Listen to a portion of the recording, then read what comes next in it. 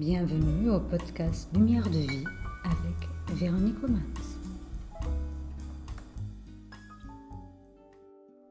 Le 5e travail d'Hercule, le massacre du lion de Némée.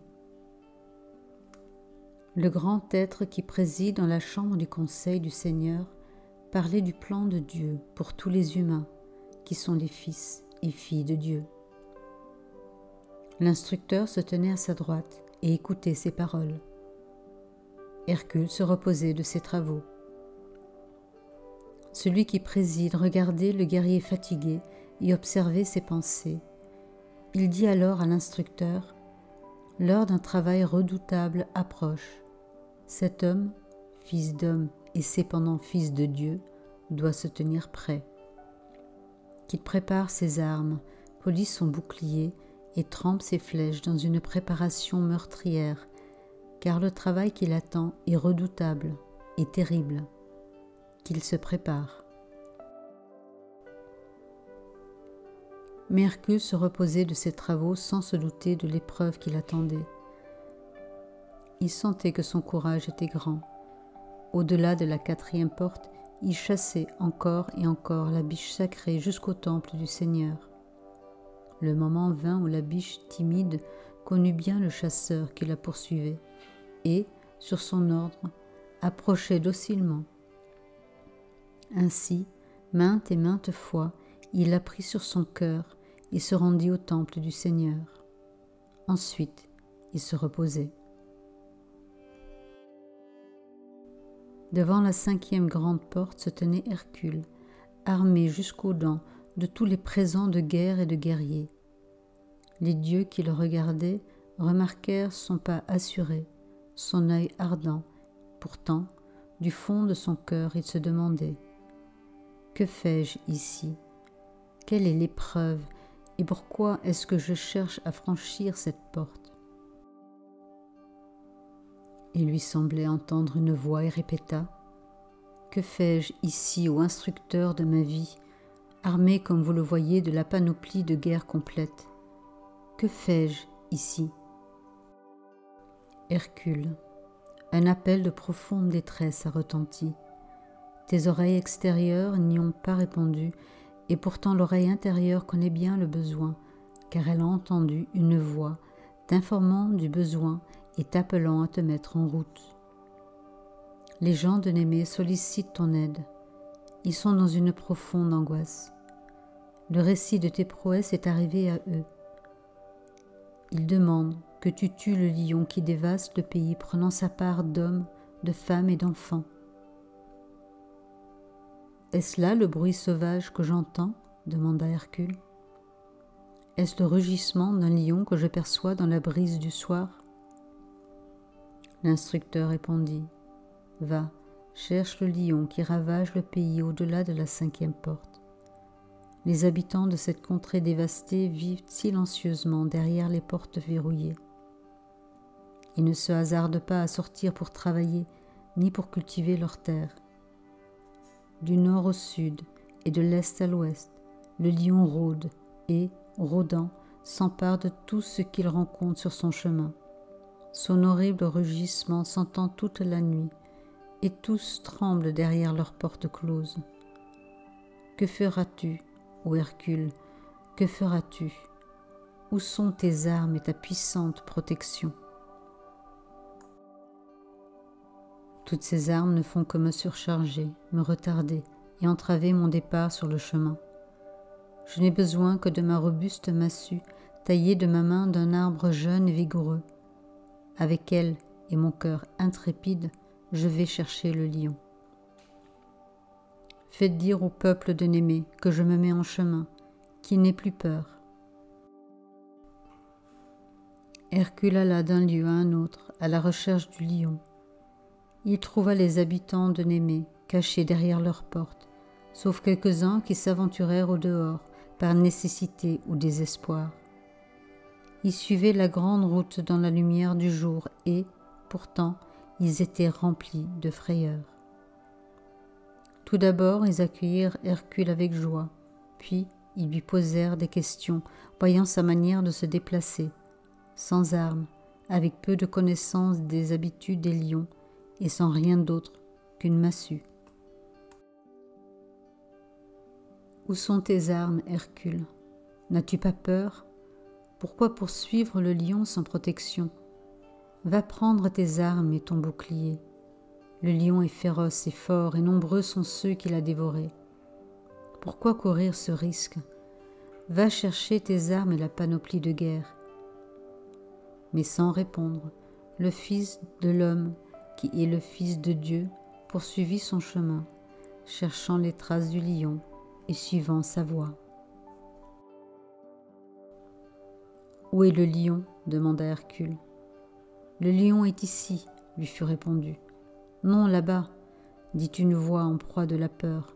« Non, j'ai entendu son rugissement près de la montagne sauvage cette semaine. Et moi de même, dans cette vallée où nous nous trouvons. J'ai vu ses traces sur un sentier que je suivais. Hercule, écoute-moi et traque-le jusqu'à son repère. » Ainsi Hercule continua son chemin, sans peur et cependant effrayé. Seul et cependant pas seul, car, sur la piste qu'il suivait, d'autres se trouvèrent et l'accompagnaient avec un espoir mêlé de peur. Pendant des jours et des nuits, il chercha le chemin, écoutant les rugissements du lion, tandis que les gens de Némée restaient tapis derrière des portes closes. Soudain, il vit le lion qui se tenait au bord d'un épais fourré de jeunes arbres. Voyant un ennemi s'approcher, qui semblait si peu effrayé, le lion rugit, et ce rugissement fit trembler les arbrisseaux et mit en fuite les gens de Némée. Hercule ne bougea pas. Il saisit son arc et ses flèches et, d'une main assurée et d'un œil précis, il décocha une flèche vers l'épaule du lion. Mais la flèche tomba sur le sol et ne perça pas l'épaule du lion. Il tira encore et encore sur le lion jusqu'à ce qu'il ne reste plus de flèche dans son carquois. Alors le lion s'avança vers lui, indemne, fou de rage et sans peur. Jetant son arc à terre, le Fils de l'homme, qui est aussi Fils de Dieu, se précipita en criant vers le lion qui se tenait sur le chemin, barrant sa route, stupéfait de prouesses jusqu'alors inconnues, car Hercule continuait d'avancer. Soudain, le lion se retourna et devant Hercule se précipita dans un fourré sur les pentes rocheuses d'un chemin de montagne escarpé. Ainsi, tous deux continuèrent. Tout d'un coup, alors qu'il suivait le chemin, le lion disparut. Il ne fut plus vu ni entendu. Hercule s'arrêta sur le chemin et se tint silencieux. Il chercha d'un côté et de l'autre, tenant sa fidèle massue, l'arme qu'il avait façonnée lui-même, le présent qu'il s'était donné à lui-même en des jours passés depuis longtemps et en qui il avait confiance. Il chercha de tous côtés, passa sur chaque chemin, allant d'un point à l'autre sur l'étroit sentier qui courait au flanc de la montagne. Soudain, il arriva à une caverne d'où lui parvint un fort rugissement, un grondement sauvage qui semblait lui ordonner de s'arrêter ou de perdre la vie. Hercule s'arrêta, criant aux habitants du pays : « Le lion est ici, vous allez voir ce que je vais faire. » Hercule, Fils de l'homme et cependant Fils de Dieu, pénétra dans la caverne, la traversa dans toute sa longueur et dans l'obscurité, ressortit dans la lumière du jour et ne trouva pas le lion, mais seulement une autre sortie. S'arrêtant, il entendit le lion derrière lui, mais non devant. « Que dois-je faire ?» se dit-il. « Cette caverne a 2 ouvertures. Quand j'entre par l'une, le lion en sort et revient par celle que j'ai laissée derrière moi. Que vais-je faire? Les armes sont inutiles. Comment tuer ce lion et sauver les gens de ses crocs? Que faire ?» Comme il cherchait autour de lui ce qu'il pouvait faire et qu'il prêtait l'oreille au rugissement du lion, il vit des tas de bois et de bûches à portée de sa main. Les tirant à lui, les traînant de toutes ses forces, y mit les fagots et les bouts de bois dans l'ouverture la plus proche et obstrua ainsi le passage vers la lumière du jour, aussi bien vers l'intérieur que vers l'extérieur, s'enfermant avec le lion féroce à l'intérieur de la caverne. Alors il affronta le lion. À deux mains, Hercule le saisit, le tenant étroitement serré, l'étouffant. Sur son visage, il sentait le souffle du lion. Pourtant, il le tenait toujours à la gorge et serré. Les rugissements de haine et de peur s'atténuèrent de plus en plus. L'ennemi de l'homme devint toujours plus faible et s'affaissait. Hercule tenait bon. Ainsi il tua le lion de ses deux mains, sans armes, grâce à sa force personnelle extraordinaire. Il tua le lion et le dépouilla de sa peau, la montrant aux gens qui se tenaient près de l'entrée de la caverne. « Le lion est mort !» crièrent-ils. « Le lion est mort. Nous pouvons maintenant vivre et cultiver nos terres, semer les semences nécessaires et marcher tranquillement ensemble. Le lion est mort, et grand est notre libérateur, ce fils d'homme qui est fils de Dieu, Hercule. » Hercule retourna triomphant vers celui qui l'avait envoyé pour prouver sa force, servir et répondre aux besoins de ceux qui attendaient dans une extrême détresse. Il déposa la peau du lion aux pieds de celui qui était l'instructeur de sa vie et reçut la permission de porter cette peau à la place de celle qui m'était déjà. La tâche est accomplie, les gens sont maintenant libérés, il n'y a plus de peur, le lion est mort, je l'ai étranglé de mes propres mains. Ô Hercule, tu as de nouveau tué un lion. Le lion et les serpents doivent être mis à mort encore et encore. C'est bien mon fils, va te reposer en paix avec ceux que tu as libérés de la peur. Le 5e travail est terminé et je vais l'annoncer à celui qui préside, assis attendant dans la chambre du conseil du Seigneur. De la chambre du conseil parvint la voix. Je sais.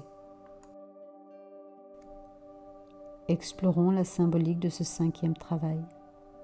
Hercule, qui sait qu'il est humain et âme, doit démontrer le pouvoir d'oser en faisant face à la terrible lutte qui l'attend dans les prochains signes et en tuant le lion de sa propre nature, seul et sans aide, et gagner ainsi le pouvoir de maîtriser l'hydre dans le scorpion. Le lion de Némée représente notre personnalité dominante ou notre ego affirmé. Il est comme un adolescent, un peu pénible et difficile, qui commence à réaliser qu'il a le droit d'exister par lui-même et le fait d'une manière individualiste, égocentrique, agressive et directive. L'ego affirmé commence à utiliser une partie du mental, le mental concret ou inférieur. Ce mental inférieur est sous l'emprise des émotions. À ce stade-là, la personnalité ou ego est une force destructrice pour son entourage. Si nous nous rébellions contre l'ego, il fait semblant de partir, d'abord pour agir dans l'ombre et reprendre le pouvoir petit à petit, souvent à partir de l'inconscient. La symbolique des flèches et de la massue. Les flèches sont l'aspiration, la massue, la volonté personnelle. Elles ne suffisent plus. Il faut lâcher prise et trouver l'aspiration et la volonté intérieure. Cela veut dire que ta volonté soit faite et non ma volonté personnelle de bien faire. La caverne représente le mental inférieur ou concret et le mental supérieur ou abstrait. Il faut apprendre à entendre le chuchotement de l'âme, apprendre à l'écouter et la suivre, au lieu de n'écouter que la voix bruyante de l'ego. Il faut apprendre à vivre la vie à partir de la volonté de l'âme et non à partir de la volonté de l'ego. Et ainsi, ne pas oublier que nous sommes des êtres spirituels vivant une expérience physique.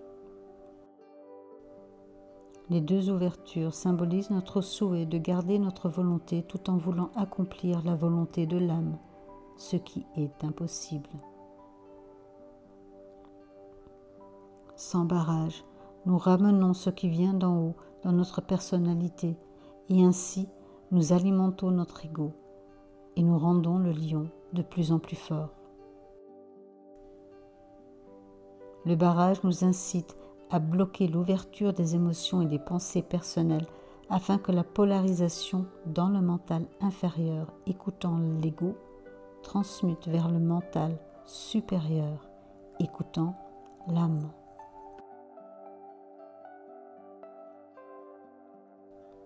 Asphyxier le lion. Quelle en est la symbolique? Nous savons que l'énergie suit la pensée. Notre volonté ainsi que nos vérités personnelles colorent nos pensées. Le souffle du lion ou de l'ego distribue en nous et en dehors de nous l'énergie que nous nourrissons par nos désirs et notre volonté personnelle et individuelle. Le combat va nourrir le lion. Si nous voulons tuer le lion, nous devons arrêter de l'alimenter. Si nous voulons sortir du conditionnement de l'ego, il nous faut arrêter de nourrir l'ego.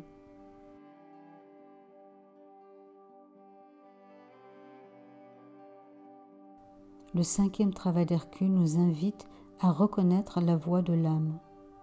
La phrase clé est « Je suis cela, cela c'est moi ». Je suis, c'est le monde de la conscience personnelle, égoïste, individuelle de l'ego ou du lion. Je suis cela veut dire que l'univers de l'ego prend ici de l'expansion vers la conscience supérieure ou âme. Cela c'est moi. C'est la lumière de l'âme qui irradie la personnalité ou l'ego et qui conduit de l'individualité du tout pour moi au service pour le bien commun. Le passage par l'individualisation égocentrique est nécessaire afin que la personnalité ou l'ego puisse se développer. Plus précisément, afin que la volonté personnelle puisse être affirmée. Ainsi, l'individu apprend à planifier et à diriger sa propre vie et à en prendre la responsabilité. La personnalité a des compétences et leur plein potentiel sera exprimé lorsque la personnalité sera totalement construite et affirmée. Il comprend que ce qu'on sème, on récoltera. Ensuite, l'individu apprend à passer d'une vision égocentrique à une vision globale, d'une volonté personnelle à une volonté de bien global. La tâche de l'individu est de se couper de ce qui entrave l'application de la volonté spirituelle et retarde l'épanouissement de l'âme. La méditation permet cette réorientation.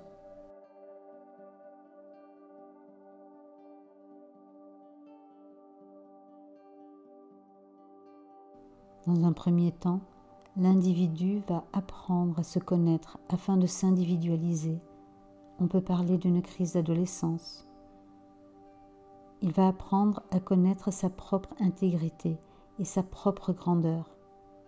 Il va apprendre à s'épanouir intérieurement et à établir la confiance en soi, à affirmer ses compétences, à révéler le moi et le je suis et à exister en dehors de la masse, du groupe, des autres. Il va apprendre à penser par lui-même et à avoir une volonté personnelle. Il va oser être et l'affirmer. Il va vivre et diriger sa vie. Cela équivaut à une personnalité affirmée.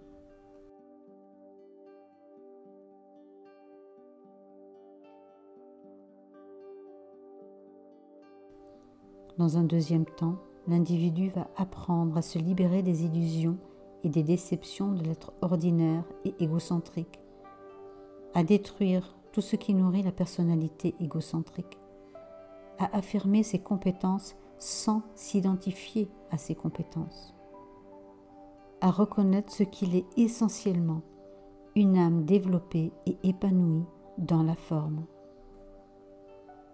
Il va apprendre à être capable d'une vision pure et impersonnelle. Et à terme, l'aspirant doit tuer le lion de la personnalité qu'il a créé.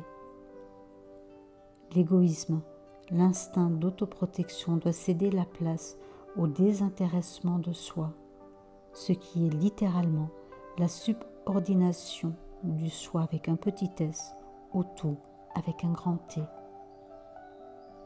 La finalité, c'est d'être polarisé dans le soi avec un grand S et l'affirmer.